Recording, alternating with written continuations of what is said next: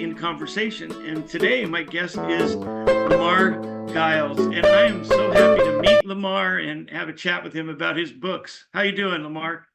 I'm good, good. How are you? Well, I'm hanging in there. As an old retired guy, I still like to talk to people who are robust and out there working with kids. Boy, tell us about your recent travel schedule. You have been a busy young man, and tell us kind of how many schools you've been into in the last month and what you've been doing. Sure. So the last couple of months, I actually lost count of the places I've been, but I can remember vividly the last school I was at, which was in Chicago last week, and that was a middle school. So I got a chance to talk to three separate groups: the sixth graders, the seventh graders, and the eighth graders, and that was pretty fun because we got a chance to talk about several of the things I've done from the middle grade books like the last day of summer, all the way up to the Getaway, my young adult dystopian novel, and then even beyond to Ruin Road, which is my new horror novel that'll be out later this year. So that group, all of them, they were into everything. We had a lot of fun, but like I said, it's been a busy travel schedule just simply because of where I have to fly from. So there's very few direct flights coming out of Richmond to various places across the country. So pretty much every trip means at least four flights, and so that compounded on me, and I'm still recovering. Yeah, you're going to have to move to like Kansas City or St. Louis where you can get to everywhere, right? I know. Tell us a little bit about when Lamar decided to be a writer. Was that in the first grade? Was, you know, a Well, decade ago? I think I stumbled into it a little bit because I remember in fourth grade, I had a teacher who had us all participate in this young authors competition, which was a Oh, thing that was pretty popular back in the 80s, where everyone would write and illustrate their own books. You would take cardboard and make the cover. It was a whole big art project and a contest at the same time. And I ended up winning for my grade for a story that I wrote about a kid who pulls like a Godzilla out of a cereal box. And that was just built on me having been a voracious reader, loving fantasy stories, loving monsters, and having won that contest. I felt good being the best writer in my grade, and I just stuck with it. And up until I probably turned 11 and started reading things that were way beyond my suggested reading age. A lot of yeah. Stephen King books, a pretty common story among my peers. Stephen King's It made me want to be a writer. So from 11 years old on, I wanted to do it, but honestly didn't understand it could be a job. It was just like, I want to get Right. better. Yeah. So you kept kind of thinking about it in the back of your mind? Did you go to college and try to do creative writing, or what was your trajectory as you were kind of figuring this out? So I went to college aiming towards two different things. I like technology, but I also didn't really do well in math courses. And there was a lot of math along any of the technology tracks I wanted to go. But I also still enjoy media. And so I leaned into like a communications major, with mass media being an emphasis because I could learn Oh, the technology behind cameras, editing, things of that nature, and not be stuck in math courses I would have trouble passing. I didn't think about writing courses until I happened to look in the catalog after my freshman year and realized there were writing classes. I didn't know that was a thing. yeah. And so I had to have electives anyway. So my electives started to skew towards these creative writing classes. And that started the more formal education of writing that I would lean into more and more into my later adult years. But initially it was just these electives are fun. I get to write stories and get credit. Let's do that. That's You've touched on a couple of things that are, as an old educator, are dear to my heart. First of all, that experience where a teacher was clever enough to say, let's engage kids in what they're interested in, let them write, let them do things. And the fact that sometimes we don't talk enough as educators about what all the possibilities of careers might be, and that college is a place. I think sometimes we treat college as a place where you go to get a degree so you can get a job, but it can also be a place where you go to find out what you're interested in and who you are and what classes you might like to take, right? And It, I think that's productive. And this is the thing about it. When I found out that there was a such thing as writing courses, and I ended up taking a creative writing course with a writer named Sherry Reynolds, who at the time had a popular book called The Rapture of Canon that had been chosen for Oprah's book club. Yeah. So this was a big deal because this is the first real writer I ever met. And going into class the first day, I'm honestly expecting to see like a 10-foot giant with a typewriter. Like that's the way writers were in my head. And Sherry's a petite woman, incredibly kind, down to earth, still a friend to this day. Yeah. And it triggered something in my head of like, wait, writers are regular people.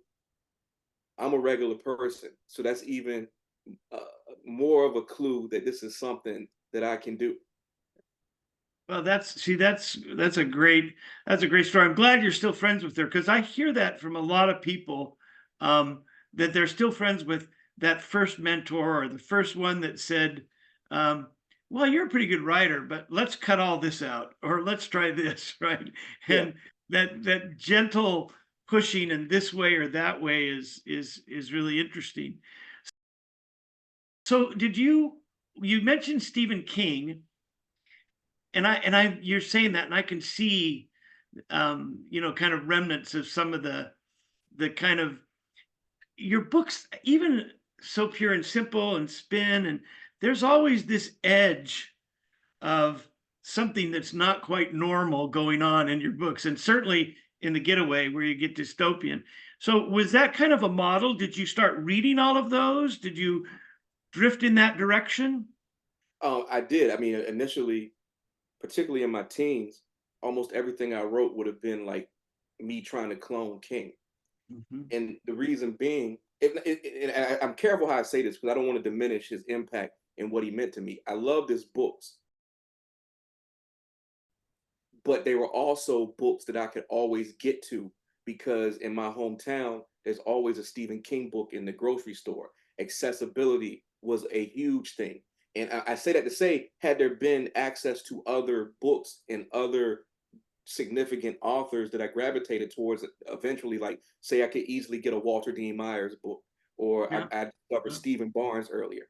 I probably would have gone in that direction in terms of who I tried to imitate. But King being so prolific and ubiquitous and always available became the template that I considered to be the only template. Yeah. That would later change, but that's certainly where the foundation came from. Boy, I love that you say that because I think that there is something about certainly publishers want to make money, right? And if they know that Stephen King is popular and adolescents are going to start reading it, then it's like you said, in every grocery store. My word, even when I was a kid, they would be a round shelf of books, that you could buy in a 7-Eleven, right? Something like that. You could pick them up. And I think access to books is better through digital means, but boy, you're talking about not being able to see yourself in the books around or seeing people like you, easily available. Now, certainly Walter Dean Myers was writing in the 80s and 90s, but for a kid like you to go to a grocery store or casually run into a book by Walter Dean Myers, that didn't happen. That didn't No, happen unless your librarian pushed it, unless your teacher had them in the classroom. And I think for that's changing, but you've really said something because I'm gonna start looking to see how accessible those books are um, at a Walmart or at the grocery store. Who are we still pushing? Who can you find, right? Uh, yeah, I think to your point, I mean, there has been some improvement. I make a point to check every time I go into a Target or a Walmart oh, just to see who and what is on the shelves. And it's definitely a different ball game now than when I was a kid. But certainly, I guess I didn't discover Walter Dean Myers' work until I was probably 19 or 20. yeah. And it made me sad. And I also felt a lot of frustration in literature courses in high school because I could never really wrap my head around why we're reading so much about kids from London or somewhere other than where we're from. And that Right. frustrated me to the point where I would say if I ever get to write something, I'm gonna make kids from London read about us. Well, good for you. It's Shanisha Clark, who's educated pretty near you up there in Maryland at Salisbury State. She and I about, oh, how many years ago now? 6 years ago, said we need to write an academic book that looks at the history of African American young adult authors. And from 1960 to 1980, there are a few, and the only males were Walter D. Meyer and Julius Lester. And a lot of people don't know Julius Lester, and they should. And then from 80s to 2000, it explodes a little bit. In the first 20 years, there were about 20 writers that all the publishers used over and over again. And then in the 80s to 200, we have an explosion.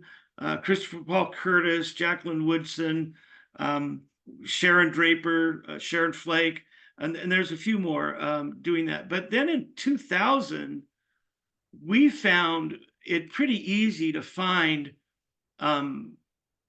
authors like you and Jason Reynolds and Kwame and other people. All of a sudden, we had a range of African male writers that we did not have for 40 years. And I think now we're seeing that if librarians and teachers in the classrooms are even slightly aware, they can give their students a good range of production. And you are so, and I can say every time I get a new book, and Morgan Jackson is somebody that you know a little bit, Morgan, and Morgan's been a big fan of yours. When I was working on, she says, "Why aren't we doing a book by Lamar?" And I said, "Well, let's do one by Lamar. I'm okay with that." And she's been pushing there. But so when did you kind of get that first book?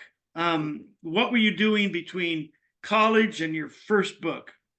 So again, Stephen King was sort of the lighthouse for me because I still didn't know that writing could be a job. Yeah, And his book on writing came out. great book. Yeah, And great book. And he tells the story of how he started selling stories. And once again, the way he laid it out, it clicked for me. I'm like, oh, I'll do it that way. I'll just do what Stephen King did. like that's the only reference I had. And so I immediately started writing short stories, trying to sell them, and was able to get a few successes over the years. But I spent a long time trying to write an adult book, an adult crime novel, because I didn't know what young adult was. yes, When I was growing up, that was not a term that I ever heard. I was in my early 20s the first time I heard it used. And I think it was typically around the Twilight era. So all the Twilight books. yes, And I read those, they were fine, not necessarily my cup of tea, but I started to investigate what else classifies as young adult because I was trying to understand it. And I ended up finding Neil Shusterman's Unwind. That was the moment because when I read that book, I could not believe you're allowed to write this sort of thing for children. And I'm like, if you can write this sort of stuff for children, I want to write this sort of stuff for children because I still remember being that age and wanting to read these things. And the only thing yeah, that was available were these adult books that I yeah. probably shouldn't have been reading if you listen to some of the adults around me. And that immediately started me down the path of trying to write an incredible teen character. Because and I kept reading, so it was Neil Shusterman at first, and I think it was Peter Abraham's Reality Check, Yeah, which was huh? a great mystery novel. Yeah, And just from the inspiration there, I ended up getting Fake ID, which was the first novel I sold, yeah, and have pretty much been going ever since. yeah. And you have that crime, that who done it kind of aspect to your books that are going through. Yeah, that's great. So what kept you fed in all those years between, because I think that comes out about 14. 2014, so Yeah. 10 So years, a decade. I'm starting to try to get into the business around 2001, 2002, Yeah. and go sell a novel until 2014. And here's the simple answer. I had a day job. When I graduated college, I ended up getting on a tech company called Towers Parent. Worked there for a decade. They changed names. They got acquired. So it became EDS, then Hewlett Packard, then something else and something. So I always had a 9 to 5. And what Yeah. I did was get up super early every morning for a decade. 5 o'clock in the morning, I'm writing by 5:30. I'm done writing by 7. I go and do my day job. And Yeah. that's what paid the bills. I was married, so I had responsibilities, had a house, had a mortgage, and I couldn't fathom the idea of being a starving artist. I'm like, if Yeah. it's going to work, I got to make it work in the seams of what's actually paying the bills. Well, that's a good story, and it speaks to the stick to itiveness and that a little bit all the time gets you somewhere, right? Yeah, You know, yeah. like when I taught high school for 25 years before I went to college, and one of my friends, I said, "Well, how do you do this? How do you write?" And he says, "Steve, just go to work every morning and start your day writing for a couple of hours and do it every day, and it'll come out." And I thought, and it did, it came out okay, you know, you if you stick to it. So that's great. Fake ID comes out, it gets pretty well received. um and I first found you with this book, Yeah. actually, because I have a kind of side interest in young adult fiction that circles around and uses music as a theme, right? So I've done, I read King Dork by, Frank Portman, and I started looking at some of the books that others have done where there's a DJ or a dance club or something. So I probably have a collection of 30 or 40 books around music that I think are pretty good, and that's one of the unwritten books, right? YA and music theme. But so what was the stimulus behind Spin? Did you look at popular culture? Did you see something, or is that a side interest of your own, the music industry? Well, I mean, as you pointed out, like most of my books tend to tend to revolve around some sort of strange element in an otherwise normal world. Yeah, And like, I like to lean into sort of absurd things. And the absurd thing that sparked Spin had to do with music fandoms. So the idea of, like, how Taylor Swift has the Swifties, and yeah, Rihanna had Rihanna's Navy, but she doesn't really make that much music anymore. And specifically, it was Beyonce's Beehive. And I saw an article in a music publication, and it was this one sentence. It goes, "If you don't like Beyonce's new album, the Beehive will destroy you." That right there pretty much gave me 60% of the novel, yeah, because I was like, what would the Beehive do if something actually happened to the person they worship? Which led to the situation in the book where DJ yeah, Parsec is found murdered. Her yeah, two former friends are at the scene. They didn't do it, but her fandom hates them and says, basically, essentially says, "Hey, you guys need to solve this murder, or we're coming after you." And I just thought that was a fun premise to play with in a couple of different areas. I play with time. I play with three different POVs, yeah. and there's a mystery there. There's a whodunit. So it gave me a lot of challenges that also appealed to my love of music, being from Virginia, because we have Yeah, some incredible hip hop artists that come from here. yep. Missy, Pharrell, Timbaland, on and on and on. So it was a homage to my love of Virginia music, mysteries, and just a really fun storytelling concept. Oh, and it's a great read. It's one of those ones that, when I found it, I just kind of inhaled it really quickly, and I think you do a great job. So Thank you. Spin is one of those books. If you're interested, like you say, if you're, as today, if you're a Swifty or something like that and following somebody, what does that fan world play out like in fiction, right? Mhm. It's a really great turn.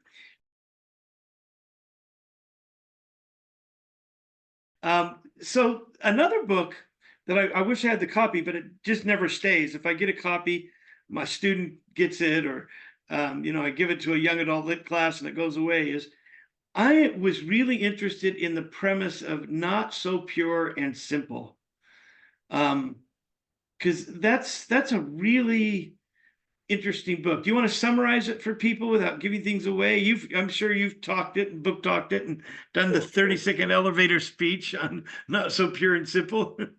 Not So Pure and Simple is about a young man named Dale Rainey Jr. who joins a purity pledge at his church. And that's a pledge to not have sex until you're married Yeah. because a girl that he likes is doing the pledge. It's not a great idea. And it sort of puts him in the middle of a battle between the church and the local school system about what young people should and shouldn't know about sex. Yeah. Uh, it's a little bit of a funny book. It deals with some sort of serious things, but I still try to be playful in that regard. Um, it's the most different book I've written. It's vastly different than all my other work. Um, and I'm sad because it came out in January of 2020. So it Yeah. sort of got lost in the shift that the world went through with the pandemic. But I'm happy Well, people are we'll discussing push it a little bit here, right? We can push it. it. I think it was a timely topic in that I taught in Utah, which is fairly conservative and tends to sometimes not talk directly about how and when and if kids are going to be sexually active and to what degree. And I always felt that it was better to talk about things rather than hide them under a rock. And I think that that's one of the themes that playing out in the book, right? Yes. Yeah. Not only do kids have a hard time talking with each other, boy, having parents talk to each other or parents talk to kids is interesting. And I think you navigate that water really well. Well, one thing, two things that happened that inspired that novel. The first thing, which is a little bit amusing, had to do with me and my wife attending a church service well over a decade ago. It was in the summer. It's a big mega church, so there's Yeah. hundreds of people there. And we don't know anybody there. So these three young men sit behind us. They don't care who we are. They don't know us. They're maybe 16, 17 years old. And they're having a super graphic conversation about things they're supposedly doing with their girlfriends. Um, and and my wife squeezing my knee the whole time, like she can't believe they're saying this. And in my head, I'm like, it's one of two things. It sounds like they're lying to each other. It sounds like this stuff is when the thing where guys exaggerate things they shouldn't be exaggerating. Yeah. And I'm listening, and the thing that turns and gives me the story idea is that someone steps in the pulpit and says, all the young people who are participating in the purity pledge, please get up and go to youth church. And all three of these boys stand up and go. And so either they're lying about what they've been actually doing, or they're about to go lie about this oath they're taking. That gave me a lot of the book. The other thing that's more serious is that in 2017 we had the Me Too movement, Yeah. and I'm sitting there reading all these messages coming through Twitter on that hashtag, and I'm absolutely horrified because I was completely unaware of the sort of things that women have dealt with, the harm they felt, largely at the hands of men. And I remember speaking to women I know, my mom, my wife, sister, friends, and feeling like, is there anything I can do to help? And what a message I got over and over is, you need to talk to other men because they don't listen to us. And that Yeah. gave an Yeah. aspect of the book to play with. Those are both really good things to talk to, because I think sometimes there are men in the world who treat women correctly, right? And sometimes if you're doing that, it's a surprise when you realize sometimes maybe people you know pretty well are abusing their status or their authority position in ways, in my mind, which are horrific, right? Yeah.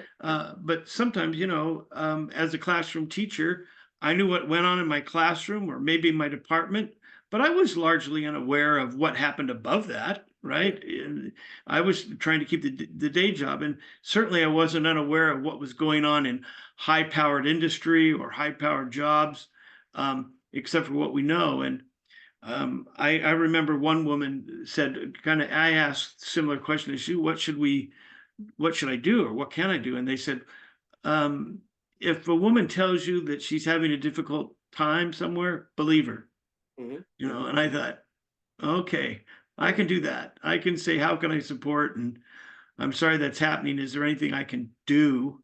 Because, I believe what you're telling me. Yeah. Right. Yeah. Let's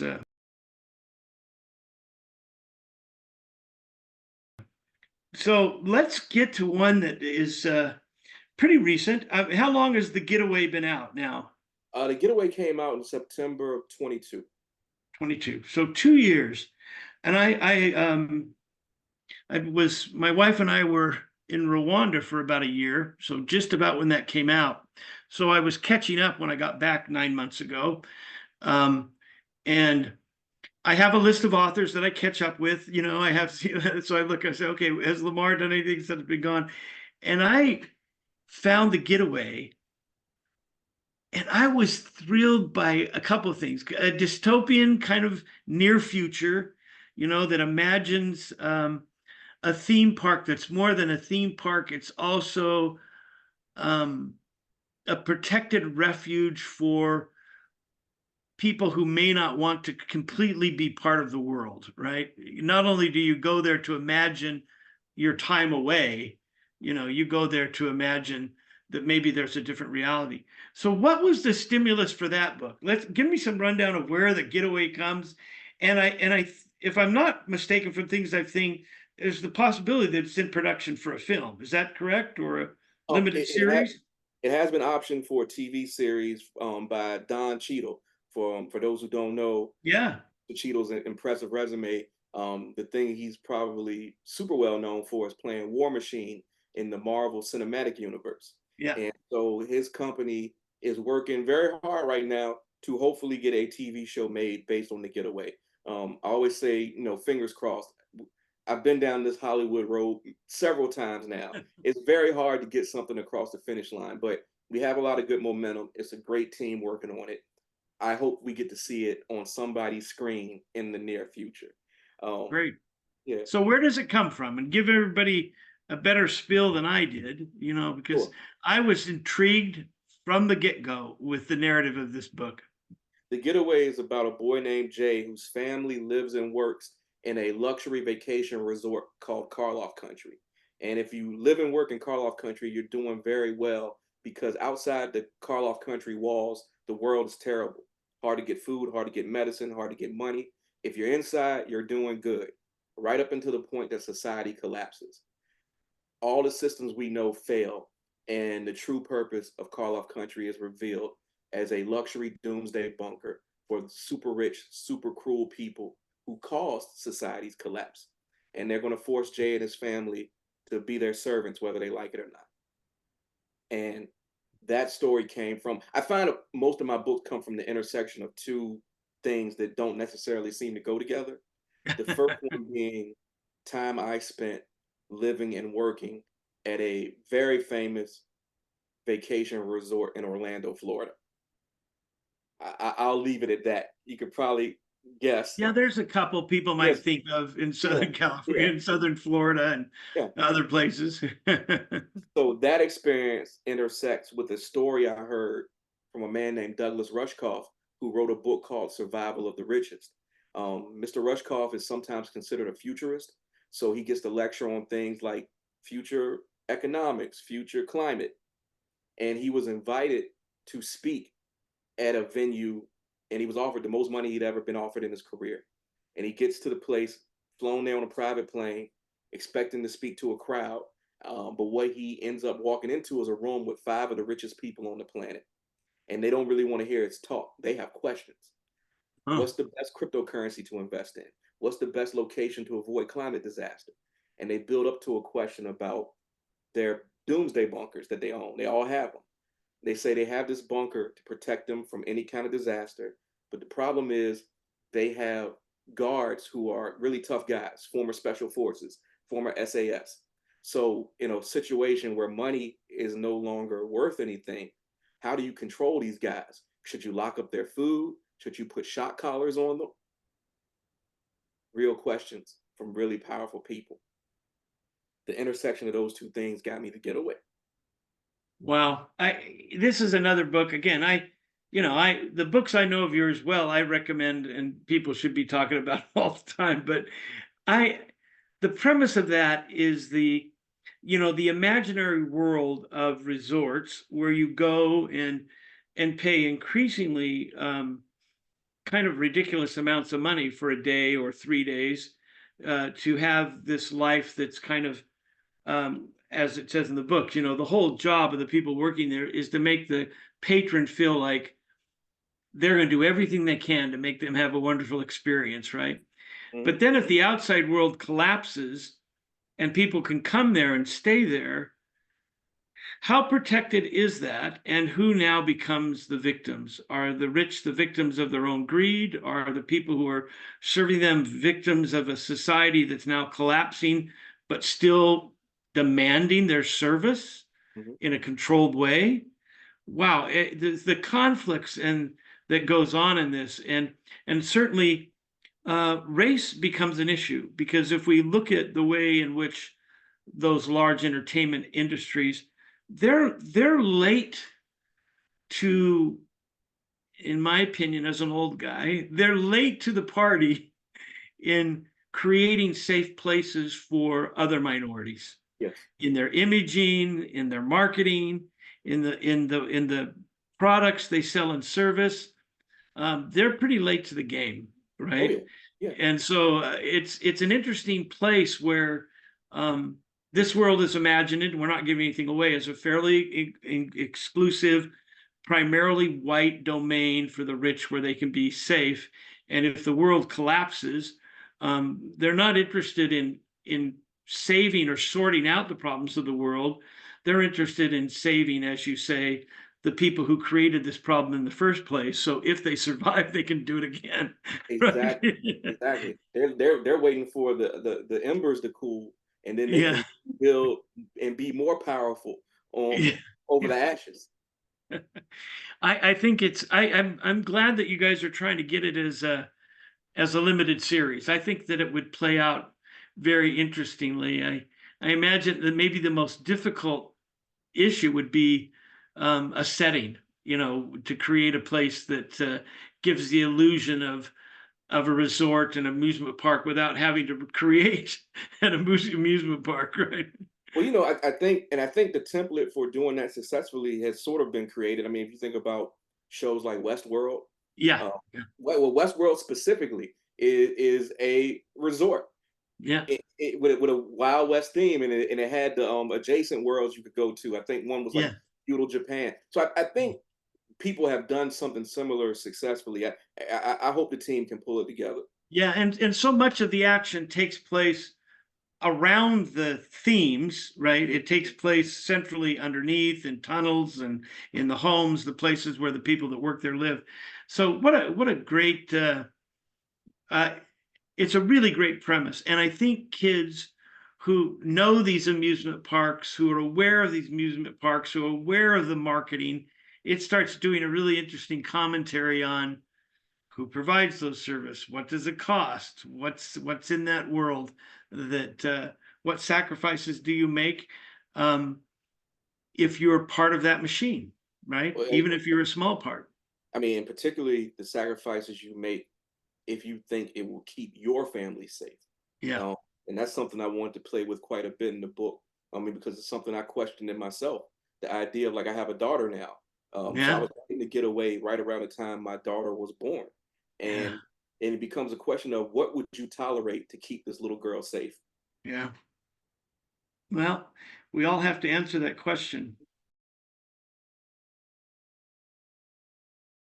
Mhm. Now you've got another book. I think it's done, right? It's going to be hitting. The date I found was September, mid-September. You've got Ruin Road coming out. You Yes, want to preview that for us? sure. Um, Ruin Road will be out September 17th. And this is my first supernatural horror novel. Um, so I'm going back to King territory. uh, and this is about a young man named Cade Webster who's a football phenom. So he's a large black boy.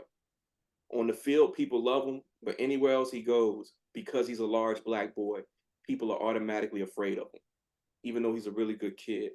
He gets so frustrated with it that one night he stumbles into a creepy pawn shop while trying to avoid some over anxious police, and he wishes that people would stop acting scared around him. The wish comes true, But the problem is everyone he meets from that point on loses their fear of everything. And completely fearless people get dangerous quickly. Yep. So Cade will have to try to undo the situation, but there's a whole lot going on behind the scenes that he's going to learn about. Um, there's a lot of machinery operating our world that's very scary, and he's going to come face to face with it. Wow. Wow. That sounds fascinating. It's great to to see the preview of that. And yeah, if you people go to your website, we'll put a link to this in to your website in this conversation when it's posted. People can go there and read a little bit about it, and I'm sure that before too long, people will be able to start ordering it the way Oh the yeah, world works now. oh You yeah, can it's available for pre-order right now. see, And there we every go. pre-order is appreciated, folks. Yeah. Pre-orders uh, determine a lot. So tell us a little bit about now that you're doing this full time now, I assume, because you've Yeah, been busy, busy. So what's your creative process like? sure. Well, let's say I have the idea and I'm getting to work. Much of the process is simply taking small steps. I think we talked about it earlier. Like the idea, even now, 14 books in, I can't imagine writing a book. And I know that's hard to believe. Like it seems impossible to write a book. It seems very possible to write 2 pages or 3 pages, on a good day, 5 pages. So my process is largely as many days as I can do anywhere from 2 to 5 pages. I try to say every day, but I've learned the hard way that that's not really possible for me these days between travel, between parental stuff that pops up. But if most days I can get 2 to 5 pages, that gives me a book pretty quickly. And that's the process I've replicated for the last decade to get the material out that we have now. So yeah, so you put when you say 2 to 5 pages, are you productive if you get 2 hours or do you need 5 hours? What do you what does it look like for you? I would say at 4 hours, 4 solid hours of writing, I can get 5 pages. And anything less than that, I can work with because a lot of times it's just a matter of intense concentration. And I've started to use all sorts of things to help. Like I heard of this thing, the Pomodoro method, where the way it goes, I think, is you set a timer for 25 minutes, and you just for 25 minutes you're completely focused on the task, and then you take a 5 minute break, and if you can tolerate it, do it again. And in those Yeah. 25 minutes, if I can be completely 100% focused, I can probably get a good page and a half. And it seems like, well, that seems easy. You should be able to get 5 pages and do 4 pomodoros or whatever it is. But it does take a lot out of you, like mentally. Yeah. You need to break, need to walk around. Sometimes you hit a part in the scene that gets you stuck. So it's not just simply dedicating 2 solid hours of concentration. You need to walk away sometimes and let your brain reset. Yeah, you need to do that. Those are similar to the kind of things I used to tell students that, needed to write, or even academics do some of those things. I was always better if I could write early in the morning. I often would tell young graduate students, I said, I would say set a timer for 10 minutes and write unobstructedly for 10 minutes. And then when the buzzer rings, see what you have. Hmm. Because maybe you've got some ideas. How many drafts do you do of a book? This is something kids are amazed at. When you say you draft, do you draft and revise as you go? Or are you more interested in getting a whole out that you can beat up and take apart? Or what's your process with structure? I prefer to write a draft without looking back. I want to just get to the end, see what I have, and then I start the rewriting. And so, in terms of number of drafts, I've actually worked out this math over the years. It probably takes me 5 drafts from the initial idea to the time that it's good enough to go to copy editing, which means it's good enough for you all to start reading it. Yeah, That tends to be my average, and that takes, in terms of real time, that's about a year. yeah. So is it work the same when you write for children's or middle grades? Do those go a little faster? Or is it still the process seems demanding regardless of who the audience is? Yeah, yes, the process doesn't change whether it's young adult or middle grade. The big difference for me in two age groups is the middle grade stuff is almost always going to be a little bit lighter and funnier. Uh-huh. And that's the line I draw. And particularly in times when I've had to do both at the same time, like work on a YA book in the morning and a middle grade book in the afternoon, the ability to get away from grim material like the Getaway and get into more fun material like the Austin Boy Adventures really helps me not get super down and dour. You want to be able to face the world as you do all this creative work. Huh? Yeah, that's great. So now, as a real experienced author who visits schools, what are some of your what message do you want to leave kids when you go to a school? So I tell all the time, I tell kids this all the time. I just want to entertain you. Like a thing that has frustrated me when I was a young reader and even as a working author now is the idea that when you write for children, there has to be some sort of underlying lesson to the story. And it's not that there's anything wrong with books that have lessons, but the way I look at it is I have a bunch of friends who've written really important books that impart really important lessons, and therefore they give me the freedom to be the fun guy. And so I tell like you if you read one of my books, you tell me what you got out of it. Now, certainly something like Not So Pure and Simple, I've admitted I'm trying to talk about toxic masculinity. I'm trying to deal Sure. with the idea of teen sexuality and what information we should allow. But I hid that in humor. It's Yes. like putting medicine in ice cream. It's Yeah. there, but my primary thing is to get the laugh first, and hopefully that makes it easier for you to think about the other stuff. Yeah. And well, and like I say, I think you do a great job with that book. If we have sometimes in academics or in this world, we forget that there were quite a few really good books written in late 2020 and 21 and 22 that didn't get their due exposure to the world. The author visits were curtailed, the processing and uh, marketing of those books was severely limited. So, Not So Pure and Simple, I think if you're looking at this, give it a shot. This is Please, another one of please those do. books that Please I do. think woefully kind of underrepresented in the world. And I think largely you're right that it's a victim of a time and place that made it difficult for those things to come about.